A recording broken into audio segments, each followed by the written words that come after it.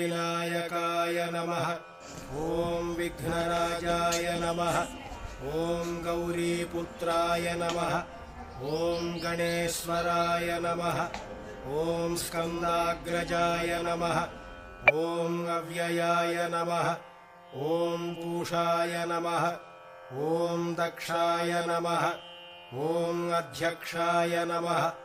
ॐ द्विजप्रियाय नमः। ॐ अग्निगर्भच्छिदे नमः। ॐ इन्द्रश्रीप्रदाय नमः। ॐ वाणीप्रदाय नमः। ॐ अव्ययाय नमः। ॐ सर्वसिद्धिप्रदाय नमः। ॐ शर्वतनयाय नमः। ॐ शर्वरीप्रियाय नमः। ॐ सर्वात्मकाय नमः।